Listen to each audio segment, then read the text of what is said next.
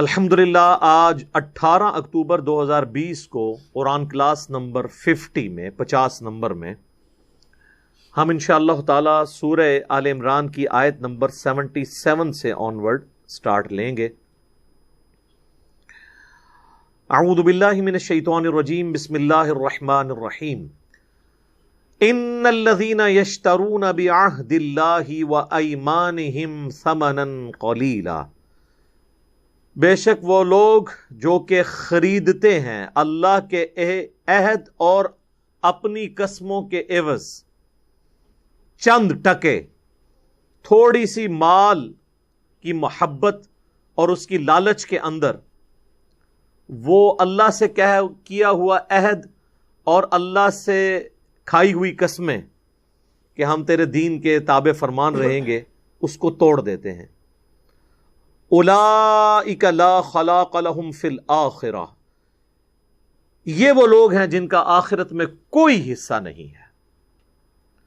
ولا یکلمہم اللہ، اور نہ قیامت کے دن اللہ ان سے کلام کرے گا، یعنی یہ غصے کا اظہار ہے۔ ولا ینظر الیہم یوم القیامہ، اور نہ ہی ان کی طرف دیکھے گا قیامت کے دن۔ ولا یزکیہم، نہ انہیں پاک کرے گا۔ وَلَهُمْ عَذَابٌ علیم، اور ایسے لوگوں کے لیے دردناک عذاب ہے۔ اللہم لا تجعلنا منہم، اللہم اجرنا من النار، آمین۔ اب یہ اسپیسیفکلی اہل کتاب کے علماء کے بارے میں ڈسکشن ہو رہی ہے، کیونکہ پیچھے کانٹیکسٹ وہی چل رہا ہے کہ علماء یہود اپنے آپ کو اہل کتاب کہتے تھے اور اپنے مخالفین کو کہتے تھے یہ امی ہیں، ان پڑھ ہیں، جاہل ہیں۔ اور جب پیغمبر آخر الزمان صلی اللہ علیہ وآلہ وسلم آ گئے، جن کی پروفیسیز ان کی کتابوں میں موجود تھی، اور اس پہ وہ مشرکین عرب کو دھونس لگایا کرتے تھے کہ ابھی تو تم ہمیں مارتے ہو نا، جب آخری پیغمبر آئیں گے ہم ان کے ساتھ مل کے قتال کریں گے اور رومن اور پرشین امپائر کو بھی گرا دیں گے۔ اب اللہ کا کرنا ایسا ہوا کہ انہوں نے ضد اور ہٹ درمی کی وجہ سے اسلام قبول نہیں کیا، اور جن مخالفین کو یہ تانے دیتے تھے انہوں نے اسلام قبول کر لیا، یعنی اوس اور خزرج نے۔ تو اب اللہ کا غصہ ان پہ بہت ہے کہ یہ تو اہل علم تھے، یہ تو کتابوں کے ماننے والے تھے، اور ان کو سب کچھ پتا تھا کہ یہ کچھ لکھا ہوا ہے۔ تو میں یہی بات کرتا ہوں کہ علماء جو ہے نا، علماء کا طبقہ اتنا عجیب و غریب ہے کہ وقت کا پیغمبر بھی آ جائے نا تو یہ اس کے خلاف بھی کھڑے ہو جاتے ہیں۔ یہ علماء یہود تھے نا، کھڑے ہوئے، عام لوگوں نے بات سمجھ لی، علماء یہود نے قبول کرنے سے انکار کر دیا۔ تو اس لیے پھر اللہ کا غصہ بھی دیکھیں کتنا ڈیٹیلڈ ہے۔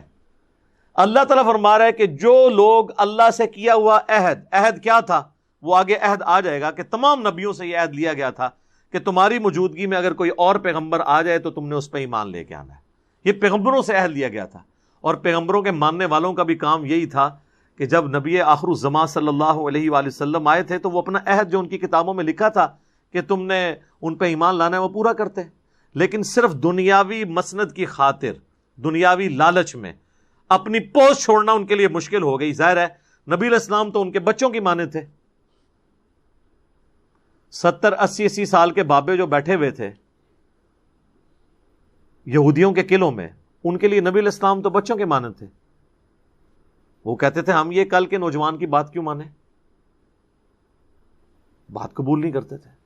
اسی لیے سورۃ الانعام میں آیا نا کہ یہ ان کو ایسے پہچانتے ہیں جیسے اپنے بیٹوں کو۔ نبی علیہ السلام کو وہ اس طرح پہچانتے تھے، لیکن ضد کی وجہ سے نہیں انہوں نے بات قبول کی۔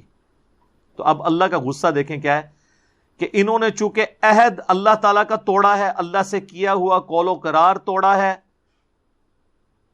اب اس کے بدلے میں اللہ تعالیٰ ہمارا انہوں نے دنیا کی محبت کی خاطر یہ کیا نا، ثمنا قلیلا، تھوڑی سی انہوں نے دنیاوی منفعت حاصل کی، تھوڑے سے مال کی خاطر۔ آج بھی علماء یہی کر رہے ہیں، پیسے دیں فتویٰ لے لیں اپنی مرضی کا۔ تو اللہ تعالیٰ ہمارا ایسے لوگوں کا اب آخرت میں کوئی حصہ نہیں، یعنی جو کچھ کمانا تھا نا دنیا میں کما لیا ہے، اب آخرت میں کچھ نہیں۔ یہ نہیں ہوگا کہ دوویں جانے مٹھے باہو، ادھر بھی کاپا چکیا ہوا لایا ہوا لوگوں نال اور آخرت بھی مل جائے، ایسا نہیں ہوگا۔ تو لا خلاق لہم فی الآخرہ، آخرت میں کوئی حصہ نہیں ہے، نہ اللہ ان سے کلام کرے گا نہ ان کی طرف نظر رحمت سے دیکھے گا، نہ انہیں پاک کرے گا، بلکہ انہیں عذاب علیم کا سامنا، دردناک عذاب. علیم کا لفظ دیکھیں استعمال ہوا ہے، عظیم کا نہیں ہوا. تکلیف دہ عذاب میں ان کو جھونکا جائے گا. اللہم انی اعوذ بک من عذاب جہنم. آمین.